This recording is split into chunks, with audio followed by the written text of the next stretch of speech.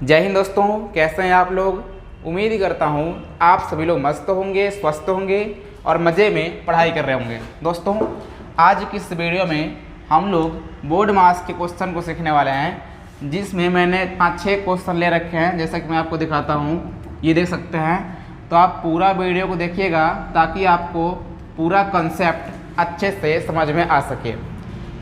देखते हैं सवाल में क्या है कि आपको हर जगह कहीं जोड़, कहीं गुणा, कहीं घटाव, कहीं भाग, यानी कि जोड़, घटाव, गुणा, भाग सारा ये चीज़ें दिखाई दे रहा होगा और कोष्टक भी दिखाई दे रहा है। तो सबसे पहले मैं आपको बता दूं कि देखिए, कोष्टक होता है 4 प्रकार के। कितना होता है? 4 प्रकार के। हालांकि मैंने इस सवाल में 3 प्रकार के कोष्टक यूज किए हैं, लेकिन मैं आपको बताता हूं कि 4 कोष्टक कौन कौन से होते हैं। एक होता है रेखा कोष्टक। देखिए, रेखा कोष्टक कुछ इस तरीके से होता है जो कि किसी भी संख्या के ऊपर लगता है। जैसे मान लीजिए, अगर मैं चाहूँ तो इसके ऊपर अगर ऐसे लगा दिए तो इसका मतलब ये हो गया कि 6 और 8 रेखा कोष्टक के बीच में है। आप ऐसा कर सकते हैं, लेकिन इसको मैं हटा देता हूँ। तो यह है रेखा कोष्टक, ये है छोटा कोष्टक, और ऐसे होता है, इसको बोलते हैं मझला कोष्टक, और ये वाला है बड़ा कोष्टक। देखिए, अगर आपके क्वेश्चन में अगर रेखा कोष्टक रहेगा तो सबसे पहले आप रेखा कोष्टक को हल करेंगे, इसके बाद हल करेंगे छोटे कोष्टक को, इसके बाद हल करेंगे मझला कोष्टक को, इसके बाद हल करेंगे बड़े कोष्टक को। अब हल करना कैसे है? देखिए, अगर रेखा कोष्टक के अंतर्गत पहले भाग रहेगा तो आपको पहले भाग करना है, फिर भाग करने के बाद करना है गुणा, फिर करना है जोड़, फिर करना है घटाव। यानी कि किसी भी कोष्टक को सॉल्व करेंगे तो उस कोष्टक के अंतर्गत सबसे पहले आपको भाग देखना है, फिर गुणा करना है, फिर जोड़, फिर घटाव करना है। अगर मान लीजिए भाग नहीं है तो गुणा करेंगे, गुणा नहीं है तो जोड़ करेंगे, फिर घटाव करेंगे। तो मतलब आपको क्रम के अनुसार करना है। जैसे अगर आप इस नियम से करेंगे तो आपका सारा ही क्वेश्चन बिल्कुल सही होगा। तो चलिए हम लोग अब सॉल्व करके देखते हैं। देखिएगा, यहाँ पे मैंने 4 सवाल लिए हैं और चारों इस सवाल में कुछ नया नया सिखाऊंगा, इसलिए आप सभी सवाल देखिएगा। देखिए, मैंने क्या बोला था कि सबसे पहले आपको रेखा कोष्टक हल करना है। अगर रेखा कोष्टक नहीं रहेगा तो छोटा कोष्टक करेंगे। तो छोटा कोष्टक देखिए यहाँ पे है। कहाँ पे है? यहाँ पे आपको छोटा कोष्टक दिखाई दे रहा है। तो पहले हम लोग छोटा कोष्टक को ही हल करेंगे। इससे पहले जितने भी है सबको सेम टू सेम लिखेंगे केवल। जैसे कि यहाँ क्या है? 17 है, तो पहले हम लोग 17 को लिखेंगे।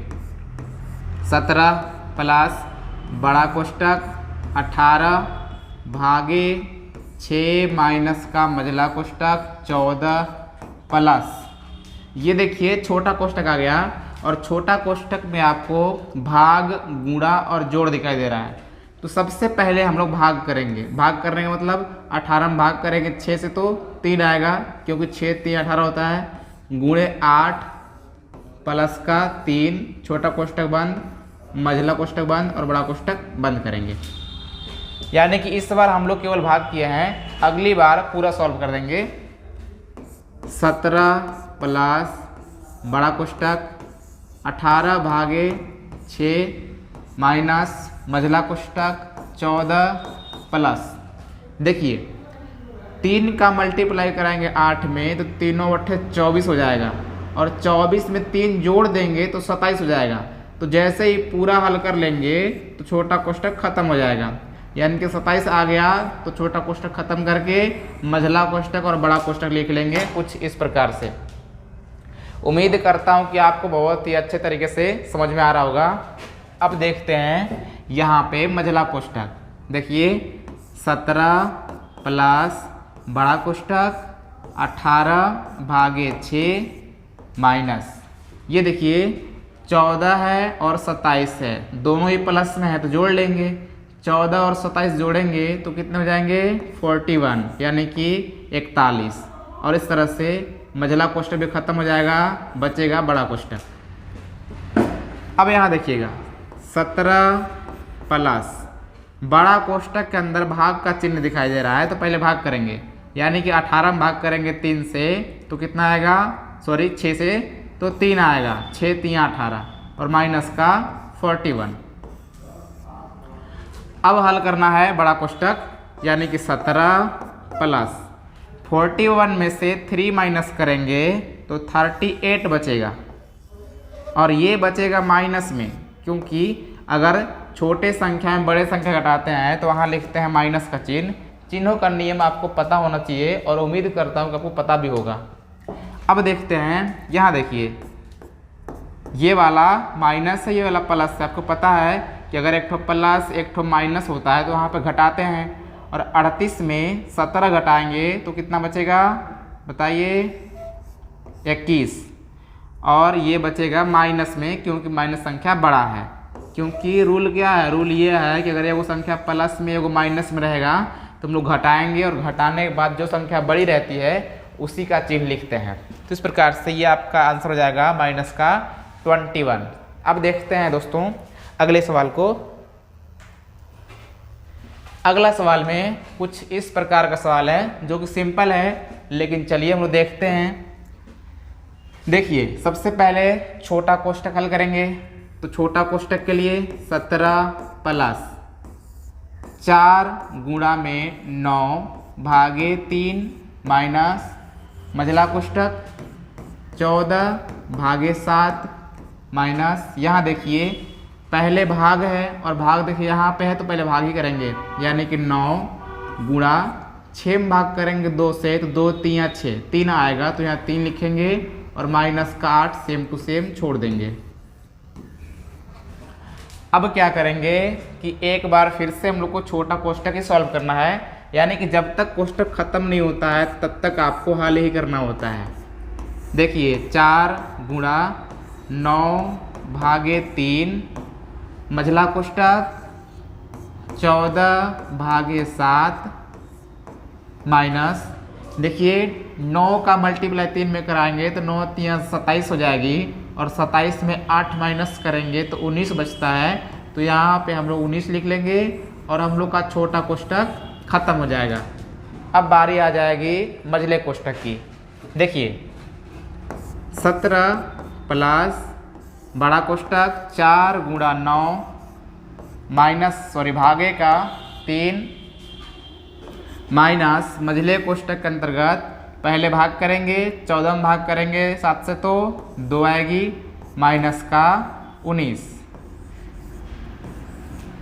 अब यहाँ देखिए ध्यान देने योग्य बातें हैं यहाँ पे। 4 गुणे 9 भागे का 3, यहाँ देखिएगा अगर 2 में 19 घटाएंगे तो घटता नहीं है, लेकिन आपको पता है कि अगर 19 में 2 घटाएंगे तो बचेगा माइनस का 17।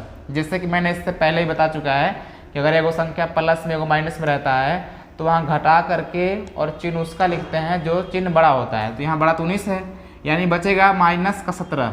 अब देखिए कोष्टक से पहले ही माइनस है तो माइनस का 17 कुछ इस तरह से बचेगा, तो देखिए ये वाला माइनस और ये माइनस दोनों मिलाकर हो जाएगा प्लस का 17। तो आपको इस प्रकार से ख्याल रखना होगा, यानी कि प्लस का यहाँ पे 17 हो जाएगा और बड़ा कोष्टक बचेगा। अब देखिए 17 प्लस 4 गुणा 9 में भाग करेंगे 3 से तो 3 आएगी, प्लस का 17। अब क्या हो जाएगा, अब हो जाएगा 17 प्लस 4 3 12, जब 12 में जोड़ेंगे 17 तो हो जाएगी 29, और 29 में जोड़ेंगे कितना 17 तो हो जाएगी ये 46, और ये आपका हो जाएगा आंसर। तो उम्मीद करता हूँ कि आपको ये वाला क्वेश्चन भी बहुत ही अच्छे से समझ में आई है। अब एक क्वेश्चन और देखते हैं, और इसके बाद आपको एक ठो दे दूंगा होमवर्क करने के लिए, और आप लोग उसका आंसर कमेंट कीजिएगा। तो एक क्वेश्चन मैं आपको फिर से बताता हूँ, ध्यान दीजिएगा। इस बार मैं कहीं भी यूज करना चाहता हूँ रेखा कोष्टक, जैसे कि यहाँ मैंने लगा दिया रेखा कोष्टक। अब देखते हैं हल करके। देखिए, मैं बोला था पहले कि अगर रेखा कोष्ठक दिया रहेगा तो पहले आपको रेखा कोष्ठक सॉल्व करना है, फिर करना है छोटा कोष्ठक, फिर मझला कोष्ठक, फिर बड़ा कोष्ठक। तो रेखा कोष्ठक यहाँ पे है तो बाकी इधर को सेम टू सेम लिख लेंगे। तो 15 प्लस बड़ा कोष्ठक 14 गुणा 9 माइनस मझला कोष्ठक 5 गुणा 4 भागे 2 माइनस छोटा कोष्ठक के अंतर्गत है। ये देखिए रेखा कोष्ठक के अंदर 6 और 7 है, यानी कि आप कुछ इस तरीके से समझ सकते हैं। अब अगर इस तरीके से है तो यहाँ पे 7 में 6 घटाना पड़ेगा और बचेगा -1, तो यहाँ लिख लेते हैं -1 और बाकी गुणा का 4 और भागे का 2। यानी कि पहले रेखा कोष्ठक सॉल्व करना था, इसीलिए मैंने रेखा कोष्ठक सॉल्व किया। कुछ लोग ये बोलेंगे पहले भाग करना चाहिए था, आपने घटाव क्यों किया है, तो ऐसी बात नहीं है, ये एक कोष्ठक है। अब देखिए, अब क्या है, किस बार करने वाले हैं छोटा कोष्ठक को, यानी कि 15 प्लस बड़ा कोष्ठक 14 गुणा 9 माइनस मझला कोष्ठक के अंदर है 5 गुणे 4 भागे 2। देखिए यहाँ पे 4 को भाग करेंगे 2 से तो 2 आएगी, यानी कि -1 गुणा में 2।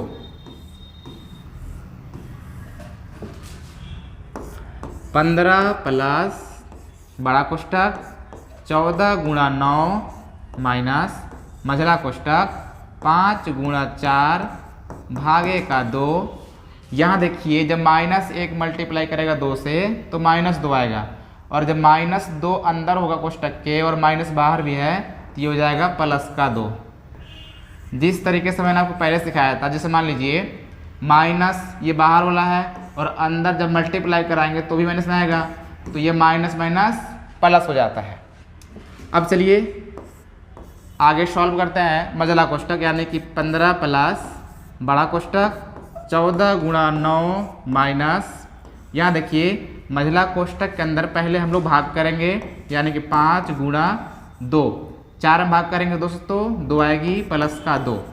मझला कोष्ठक बड़ा कोष्ठक 15 प्लस यहाँ पे 14 गुणा में 9 माइनस 5 दूनी 10, 10 में 2 जोड़ेंगे तो 12 हो जाएगी।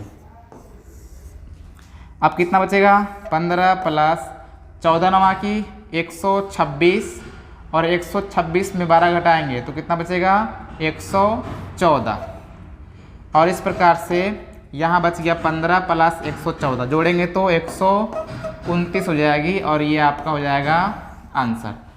तो मैंने यहाँ पे 3 सवाल में हर एक तरह का क्वेश्चन आपको समझा दिया। उम्मीद करता हूँ कि आपको बहुत ही अच्छे तरीके से समझ में आया होगा। अब देखिए एक सवाल मैं आपके लिए यहाँ पे लिख रखा हूँ, इस सवाल को आप लोग नोट कीजिए और इसको सॉल्व करके इसका जितना आंसर आएगा आप इस वीडियो कमेंट बॉक्स में कमेंट करके बताइए। सो बच्चों, उम्मीद है कि आपको ये वाला क्वेश्चन बहुत ही अच्छे से समझ में आई है और आपको ये वाला वीडियो भी बहुत अच्छा लगा है। अगर आपको ये वीडियो अच्छा लगा है तो इस चैनल को प्लीज़ सब्सक्राइब कीजिए, वीडियो को लाइक कीजिए, ताकि आपको इसी तरह के वीडियो आगे भी मिलती रहे। और आप कमेंट करके बता भी सकते हैं कि आपको अगली वीडियो किस टॉपिक पर चाहिए। सो बच्चों, मिलते हैं किसी और वीडियो में, तब तक नमस्कार, जय हिंद।